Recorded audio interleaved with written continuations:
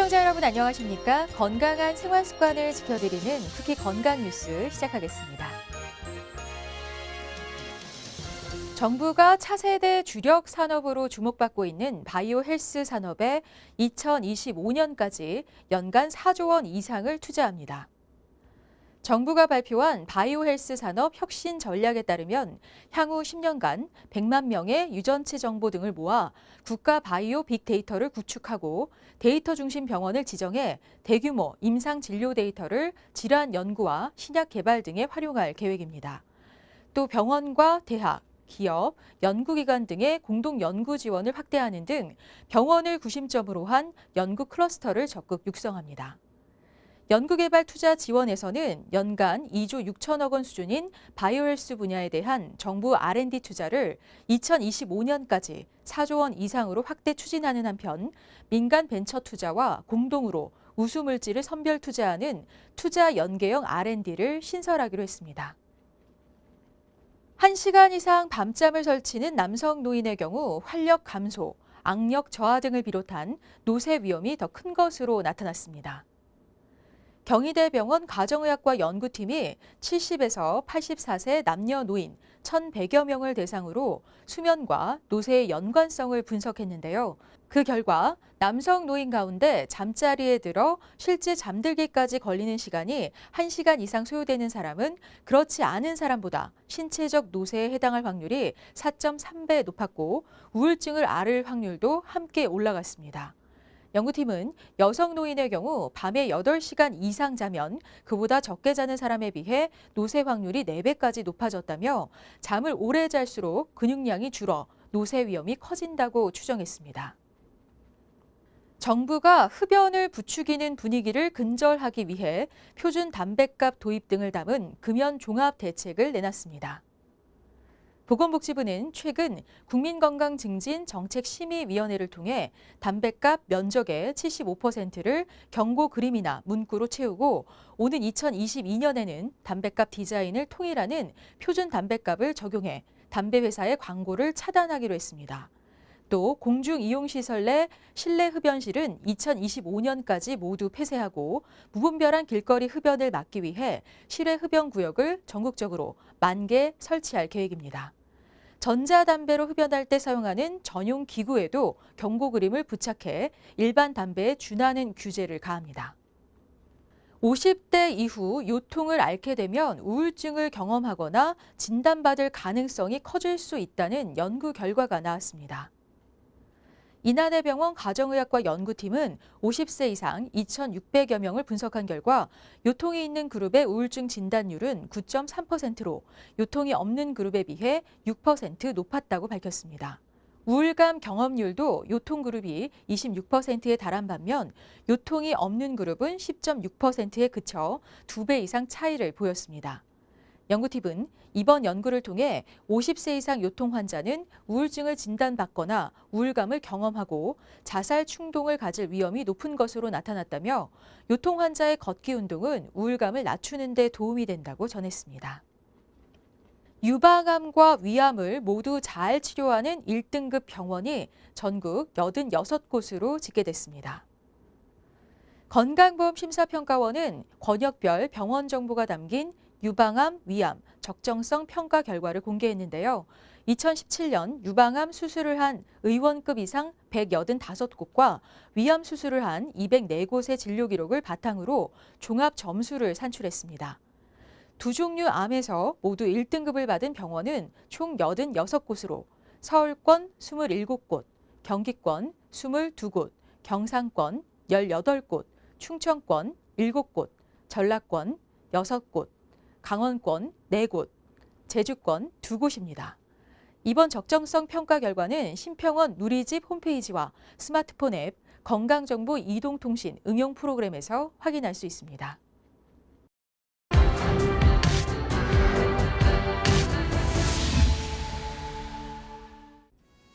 신장, 즉 콩팥은 몸속 정수기로 일컬어집니다.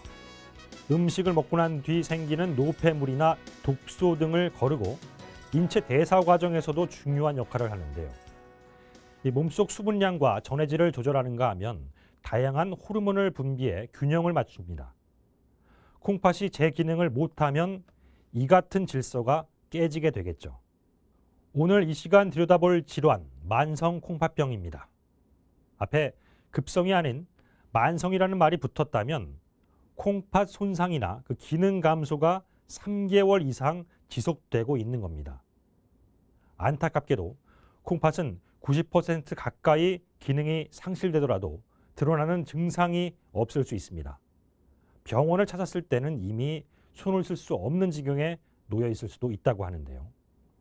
만성 콩팥병을 일으키는 주범은 고혈압이나 당뇨병 같은 이 만성 질환입니다.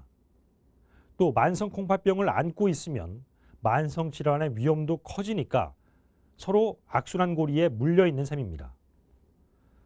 전문의들은 그 악순환의 고리를 끊기 위해 또 만성 콩팥병이 심각해져 콩팥을 대신하는 의료 장비에 의존하고 싶지 않다면 문제가 된 생활 습관을 개선하고 관리해 나가야 한다고 강조합니다.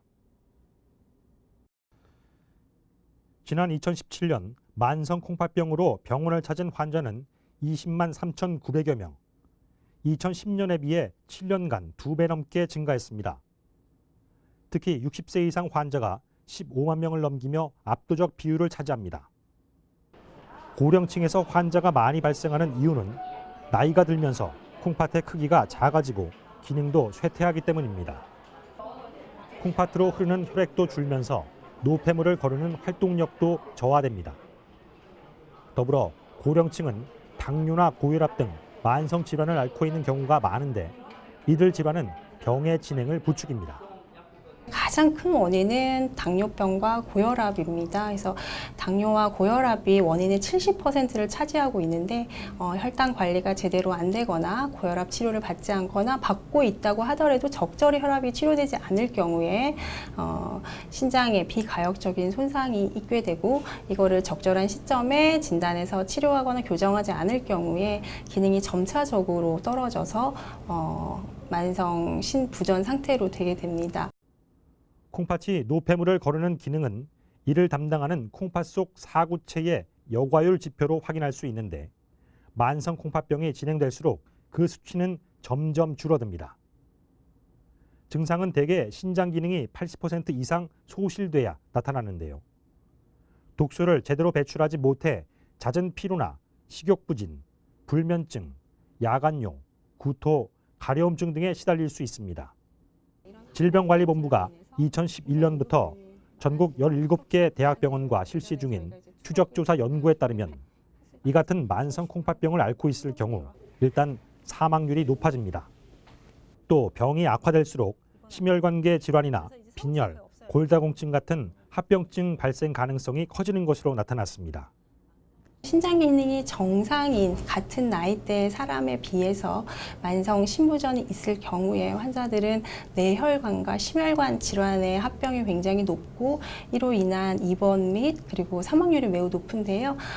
알려진 바에 의하면 이런 심혈관, 뇌혈관으로 인한 사망률이 같은 나이대의 신기능이 정상인 사람에 비해서 적게는 10배, 많게는 30배 높은 것으로 알려져 있습니다. 또 이제 이런 신장 기능이 떨어지게 되면 면역 기능도 많이 떨어지게 돼서요. 이런 환자들이 심각한 감염으로 인한 입원 및 또 사망률도 매우 높습니다. 인구 고령화가 심화되고 있는 가운데 당뇨병이나 고혈압 환자는 꾸준히 늘고 있습니다. 덩달아 만성 콩팥병 역시 그 증가세를 이어갈 것으로 전망됩니다. 만성 콩팥병으로 콩팥이 손상되면 정상으로 회복되기를 기대하긴 어렵습니다. 그만큼 예방과 관리가 중요합니다. 다만 이 콩팥은 전체의 50% 정도가 망가져도 그 기능을 유지할 수 있는데요. 진단과 치료를 통해 그 손상을 최소화할 필요가 있습니다. 진단 과정에서는 콩팥 기능이 얼마나 떨어졌는지를 보는 사구체 여과율 측정이 이루어집니다. 또한 초음파 검사로 콩팥의 크기 등을 살펴보는데요. 정상이라면 10cm 정도는 돼야 하는데 이 만성적으로 기능이 소실될 경우 콩팥은 점점 위축됩니다. 치료는 만성 콩팥병을 일으킨 원인 질환을 찾는 데서 시작됩니다. 콩팥 기능을 떨어뜨리는 혈압과 당뇨, 고지혈증, 비만 등에 대한 관리를 철저히 이어가는 게 중요합니다. 약물 치료는 원인 질환에 따라서 저희가 매우 다릅니다. 만약에 면역 질환에 의한 사구체 신염이라든지 루푸스와 같은 자가 면역 질환 같은 경우에는 그런 여러 가지 특수한 면역 억제제 치료라든지 이런 약물 치료가 있겠지만 만성 신장 질환의 원인이 가장 많이 차지하는 고혈압과 당뇨 같은 경우에는 고혈압과 당뇨를 잘 관리하고, 두 번째는 신장이 하는 일이 굉장히 많습니다. 그래서 신장 기능이 떨어져 있기 때문에 그로 인해서 여러 가지 합병증이 나타날 수 있습니다. 그렇게 인해서 건강에 위해를 줄 수 있기 때문에 그런 합병증을 또 잘 관리하고 치료하고 하는 것가 또 중요하겠습니다. 이 과정에서 콩팥에 독성을 유발할 수 있는 소염 진통제, 항생제 등은 삼가야 합니다. 만성 콩팥병이 심각한 단계에서는 약물 치료만으로는 한계가 있습니다. 콩팥 기능을 대신해 줄 수 있는 혈액 투석이나 신장 이식 등 콩팥 대체요법이 진행될 수 있습니다. 콩팥이 약해지면 단백질이 소변으로 빠져나오는 거품 섞인 단백뇨를 볼 수 있는데요. 이때 단백질을 보충하는 것이 좋다고 생각할 수 있지만 단백질을 많이 먹으면 단백뇨가 많아져 오히려 콩팥에 독이 될 수 있습니다.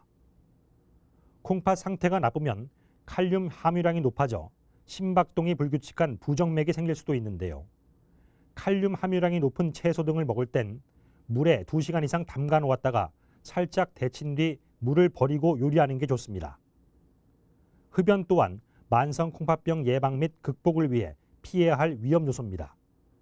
흡연자의 만성 콩팥병 악화 위험도는 비흡연자보다 1.8배 높습니다. 전에는 이 만성 콩팥병이 이미 상당히 진행된 상태에서 병원을 찾는 경우가 많았습니다. 대개 증상이 없고 불편함을 크게 느끼지 못하기 때문인데요. 결국 투석이 필요한 단계까지 가서야 의사와 마주했습니다. 그나마 최근엔 이 같은 사례가 줄었습니다. 2년마다 시행하는 국가 검진이 이 만성 콩팥병의 조기 진단을 이끌어낸 것이죠. 특히나 갑자기 고혈압을 발견한 상황이라면 콩팥 질환을 의심해보고 검진을 받아봐야 합니다. 또 고혈압이나 당뇨병을 치료 중이라면 이 만성 콩팥병 위험군에 속하는 만큼 소변 검사와 혈액 검사를 주기적으로 진행하는 것이 좋습니다.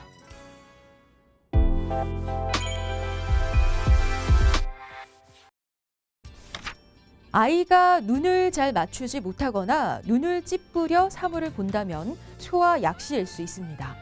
이 약시란 안과 정밀 검사로는 특별한 이상이 없는데 시력표 검사를 하면 양쪽 눈의 시력이 2줄 이상 차이가 나고 안경을 써도 시력이 잘 나오지 않는 상태를 말하는데요. 주로 사시가 동반되며 만 8세 이후에 발견하면 교정이 어렵다고 합니다. 최근 TV, 스마트폰, PC 이용률이 증가하면서 아이들이 눈에 무리를 주는 환경에 쉽게 노출되어 있는데요. 이로 인해 소아약시 환자가 매년 증가하는 추세라고 합니다. 이 약시는 사시약시, 폐용약시, 굴절 이상약시, 굴절 부등약시 등으로 원인에 따라 종류가 다양한데요. 사시가 원인인 경우를 사시약시라고 하며 4세 이전에 주로 생깁니다. 이 사시란 양안의 정렬 방향이 동일하지 않고 한쪽 눈이 상대적으로 외측 또는 내측에 있는 상태로 두 눈의 시선이 똑바로 한 물체로 향하지 못하는 질환입니다. 이 사시가 있으면 각각의 눈에 물체가 맺히는 부분이 달라 물체가 2개로 보이는 복시가 생길 수 있는데요. 이를 피하고자 눈의 가장 중심 부분인 황반부의 기능을 억제해서 한 눈에서 오는 시각 정보를 무시하게 됩니다. 때문에 억제된 눈의 시력이 정상적으로 발달하지 못하고 기능이 점차 떨어지게 됩니다. 폐용약시란 눈꺼풀 처짐, 백내장, 각막 혼탁 등 눈 안으로 빛이 정상적으로 도달할 수 없는 상황에서 발생하는 약시를 말하는데요. 소아는 한쪽 눈의 시력이 떨어지는 걸 자각하지 못하는 경우가 많아 조기 검진으로 이런 이상 여부를 확인해야 약시를 예방할 수 있습니다. 굴절 이상 약시란 근시, 원시, 난시 등의 굴절 이상이 심하게 있는 경우에 발생하는 약시를 말하는데요. 활동이 주로 가까운 거리에 국한된 어린아이는 근시보다는 먼 거리는 잘 보이지만 가까운 곳이 흐리게 보이는 원시에서 이 약시가 더 잘 발생합니다. 굴절 부등 약시란 양안의 굴절력의 차이로 더 굴절 이상이 심한 눈에 약시가 생기는 걸 말하는데요. 양안의 굴절력 차이가 있는 경우를 굴절 부등이라고 하며 양안 망막상의 크기, 선명도가 달라 융합이 불가능해 좋은 쪽 눈을 주로 사용하고 나쁜 쪽 눈의 정보를 무시해 발생하게 됩니다. 중앙대병원 안과 문남주 교수는 약시의 경우 최대한 일찍 발견하고 치료를 시작하는 것이 효과적이라면서 만 4세에 발견하고 치료하면 약시 치료율은 95%지만 만 8세에서는 23%의 완치율을 보인다. 빠른 진단과 치료가 중요해 아이에게 정기적인 검진과 지속적인 관심이 필요하다라고 조언했는데요. 이어 8세 이전에 가정에서 아이의 한쪽 눈을 가리고 관찰했을 때 아이가 안 보여서 눈가리개를 뗀다든지 눈가리개 주변으로 보려고 한다든지 눈앞에서 움직이는 물체를 따라보지 못하면 약시를 의심해보고 안과를 찾아야 한다고 강조했습니다.